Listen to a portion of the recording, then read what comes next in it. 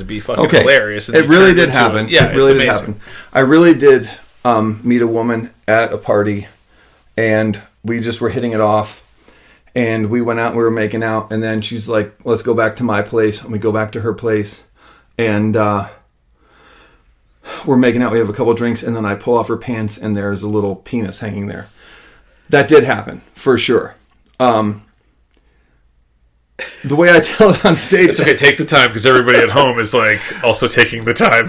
Hold on. Have you just seen these tits, you'd have been completely engrossed too. I'd fucking jerk off the doctor. Great tits. I pull off the pants, and I'm like, whoa, I did not see that coming.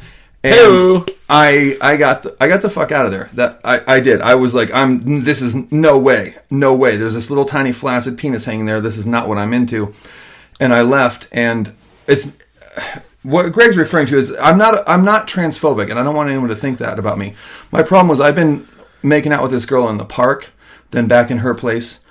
I worked the titties. I did every one of my best moves, and when I pull off the pants, she still doesn't have a boner.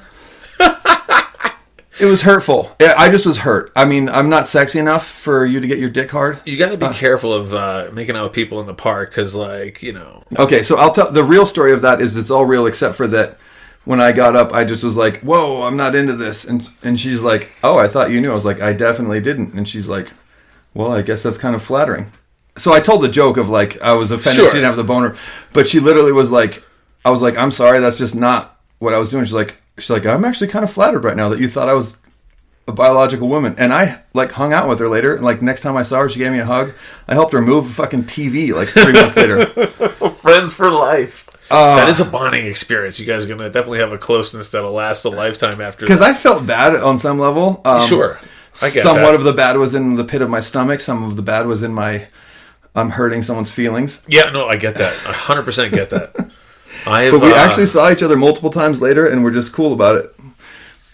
Yeah, I've definitely, like hooked up based on guilt. Before. I didn't hook up. Okay, so that didn't happen.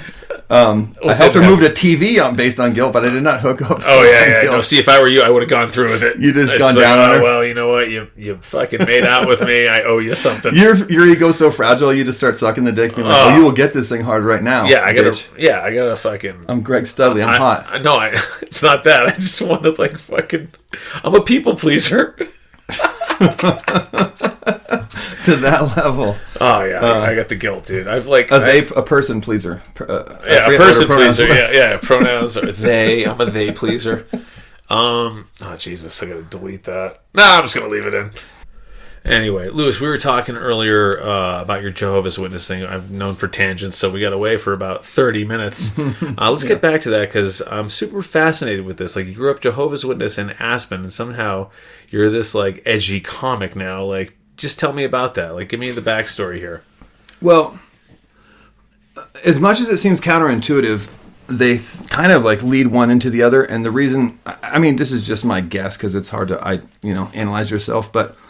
I was raised a Jehovah's Witness since I was a baby, and part of that is like being like outside of the regular world, and we're different, and like don't do what other people tell you to do, and we know best, God's will, don't worry about what other people think. And so I sort of like grew up being used to being an outsider a little bit. I was gonna say, did you have friends or anything, or are they just like, are you an outcast? Well, two-sided, double-sided sword. On one level, they were... When people say double-edged sword, it pisses me off, because all swords have two edges. Yeah, I know. That's a horrible analogy. It's two ways. On one level, Aspen was pretty great about that. Like, I remember growing up watching, like, teen movies with the bully and the outsider. It was not like that where I grew up. Like, people were pretty accepting. Nevertheless, I still was, like, the virgin through high school. Didn't drink, didn't do drugs, wasn't involved in the parties, didn't do all the other stuff. And there were the other Jehovah's Witness kids that were my friends. Explains a lot, making up for lost time. Anyway, exactly. Go ahead. And your friends. But I had other, and then at school where there weren't many Jehovah's Witnesses, I still had other friends. But I think that, like, part of why maybe sometimes I could be, like, comedically, like, I'm not going to let you tell me what to say, is because I grew up my whole life not letting anyone tell me what to say. Because I'm used to being ostracized, and so I don't really care. Does that make sense? Yep, absolutely. Like, I've been here before. What are you going to say to me? You're not going to hurt me. Yeah, I mean, like knocking on a door in Aspen, Colorado at 13 to try to get somebody to grab a watchtower is about as like weird outcast as it gets. I got to tell you something. You don't know this about me. Yeah. But after high school and before I decided to go to college when I was in a band, there's a lot of downtime. So I was home. Jehovah's Witnesses came to my house. I invited them in. We started talking. They started showing up all the time. And then my parents, like, one of them missed a day of work. I'm like, get the fuck out of here. But for a while, I was talking to you guys. Well, for those of you out there who have them knocking on your door, the worst thing you could possibly do is ever talk to Jehovah's Witnesses, because we like write that down on a piece of paper. Like, this guy might be interested. We definitely got to go back. You're like a gym membership salesman, but worse. No, if you're just like, no, I don't want to hear from you, they are not going to. But if you just show a little bit of interest, they're like, we might have one on the hook here. We might have our next guy. And I mean, I was like authentically believed that I was doing like the Lord's work, and that like I was going to help somebody overcome their bad satanic worldly side. And so if you talk to me, I was coming back. And I know that, I mean, most people, it was just like maybe a weird curiosity. Most people were rude and nasty, to be honest. Right. Like, but it's so funny how you've come full circle and now become the worst person to have an intervention. Sorry. No, that's not a problem at all. I mean, I get it, because literally like, I believed it. I wasn't like, you know how there's like people in church that just like do it because their parents make them. I thought it was real. I didn't have sex till I was like 24. I didn't smoke weed or do any kind of drug until I was like over 30. Wow. And it's in a lot of ways it's like been helpful to me, because like there's a lot of shit out there that's similar. Like when I see somebody who's like the huge Trump supporter that thinks that he got his election stolen, it kind of reminds me of Jehovah's Witnesses. It's like, no, we have the special knowledge from the inside. Better people that really know. We know the real truth, and all you dumb people out there don't really know what's going on. And it's helped me to like identify like shysters and like cult belief mentalities. Yep. And also, I mean, comedy can be kind of a clique at times where people tell you what you can and can't say. And I'm like, hey, dude, I grew up knocking on doors in a little tiny rich ski town. Everybody it was 5,000 people. Like, you knew who I was if you saw me on the street. I was going to get identified and ridiculed for it. And I did it. And I don't believe in that anymore, but it put me through this, like, you know, like Hell Week as a SEAL or whatever you want to call it, to where like, there's nothing you can say to me that's going to make me feel worse than being that like 13-year-old kid when the hot girl at school was like, I saw you knocking on doors trying to sell watchtowers. And you can perform in front of a room of 7 people with their arms crossed or refuse to laugh and just walk away from it now. Yeah, it just doesn't. Yeah, it just doesn't really get under my skin that much. And you know, the world's crazy right now, and it's taught me to be like, think for myself a little bit. And I try to be, you know, because there's so much like everybody gets angry about everything. Like I have a gay joke it's like the opposite of homophobia. The end of the joke is basically like, we're all the same. I don't care who you're trying to fuck. We all have the same issues. But as soon as you say gay, or I say gay at the beginning, somebody's going to get offended. Right.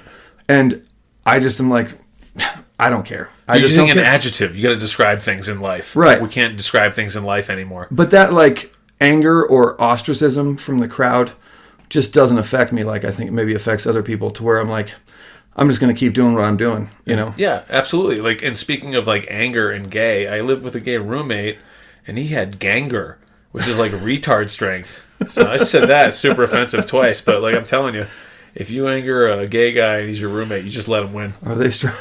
Oh, ganger is strong, my friend. The force is strong with them. Oh my God. I did the dishes after that shit. Did you? Oh, yeah. Wow, like chimpanzee? What if there was a gay, retarded chimpanzee? Oh, my God, that thing could fucking bash through walls with a single swing of it. Well, we're writing the screenplay for that superhero. I love it. But, like... I smell sitcom. But the thing is, like, also, it taught me to be just, like, real about what I think. Like, saying what I think in spite of how people might respond to it. Which also, I think, can draw people in. Because, like I say, when I tell a gay joke that's non-homophobic, it's like some white girl that just got out of college that's angry. Yeah. And then when I finish the joke, 4 gay guys come over and like buy me shots and we hang out afterwards because they're like, yeah, we get it. Like, you don't. That's comedy now. It's filled with audiences made up of people who get offended on behalf of groups they don't belong to. Always. It's always third-party offense. It's never if I have a joke related to Mexican people, Mexicans come over. Literally in Denver not too long ago, had these 3 Mexican girls come up to me after a joke. They're like, we just want to tell you that joke is not racist and you're funny as shit and please keep telling that joke. And 20 white people are like, I'm not sure I should laugh at that. Like, oh, dude, I did a show last week where I did this joke about how there are words in the English language that make perfect black people names. And the whole front row was black people. And the guy I'm opening for is black. He's from Chicago, Mars Timms. He tours nationally. Yeah. I remember, yeah. And he always requests me when he comes to Colorado. And he knows the kind of shit I do. At the end of the show, this old black couple came up. They ignored Mars and they sat with me and they were talking to me and they wanted a picture with me. Yeah, because we're just saying shit. I think if you whitewash things, no pun intended, you take away cultural identities and you don't make fun of these things or point them out, you're more racist because you're robbing people of identities, I think, in a way. Yeah, and also you're from Boston, I'm from Colorado. I think this is so true. Why so many great comedians out of Boston? Who did you fuck with the hardest and bust the balls the worst growing up your whole life? I'm guessing, correct me if I'm wrong, your brothers, your best friends. 100%. These people, if you don't like a dude, you just fucking don't, turn the other way and don't talk to him. You're not fucking with a guy that's an asshole. And people kind of, I think they somehow pick up that authenticity that's real. Because I've had the same thing with I have a joke where I say, Denver and Boulder, it's good place to raise kids, except it's a little too white. We could do with some more diversity here because I'm in favor of anything that'll bring down housing costs. And anytime I've told that joke, I've had any minority black person die laughing and a bunch of white people I'm not sure, is that? Yeah. You know what it is? It's a quiet form of bullying. Yeah. It's you know what it is? It's like my church growing up. In that church, you couldn't tell a dick joke or a sexual joke because God didn't like that. And you're an impure, bad Christian. And now it's the same emotion fundamentally with a different wording to it. I'm better than you. I'm a good person and you're a bad one because you told the joke. Except everybody knows that you're not actually promoting any of those things. Or I didn't invent racism with that joke about gentrification. I'm making fun of I'm guessing half the people that are offended probably think that in their actual head. It makes fun of white people. Anyway. Yeah. Fuck, dude. Yeah, so the moral of the story is comedy's tough lately. I think it is, but I think that leaves open more opportunities because as people fall into anything. Who's going to be the rebel? Who's going to be the outlier? Who's going to be ostracized? Those are the people who will be noticed. Yes, you have to be unique and if you toe the line, you're invisible. Yeah, and how do so many people not get that? It's very clear that the only way to get anywhere in anything related to creativity is to be different. And yet so many people are trying to be the same. Yeah. Because they're scared of the conforming. The backlash. Yeah. Do you want to hear the joke, by the way? Yeah, which joke? The black name joke. Oh yeah, let's hear it. So it's I feel there's words in the English language that are perfect black names. But you have to sound like the mom calling those people in for dinner in order for it to work. Okay. Where it's vociferous, torrential, alopecia, dinner's ready. I feel that's, I had a joke related to that. What do you got? That when after I got divorced and I moved to Denver, I had Epiphany. She's this black stripper at Shock and Willis.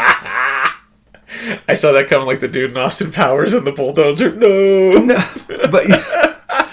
But I don't know. It's just it's if you can go around pretending all day long and still be racist, or you can say fuck around with people. Like I say, I shit on my brothers more than anybody in the world, and I love them to pieces. 100%. It's not about that, and people sense, I think, authenticity, and I think there's an opening in comedy because all these people are trying to be get a pat on the back for being a good person, when in reality the crowd wants you to be real, authentic, and funny. Yeah, and stop fucking tightening your asshole when we use adjectives. I don't know. I think we're at 40 minutes and we should leave it there, buddy. And we have more Lewis in a future episode. I don't know. Well, I'm about to write an Oscar-winning screenplay, and I'm about to get my comedy career's about to take off. It is. I've thought that for my whole life. Look out for Lewis. Like I said, like he's locally famous, he's regionally famous, and now he's doing the international thing. He's super talented. I'm going to be honest with you. Before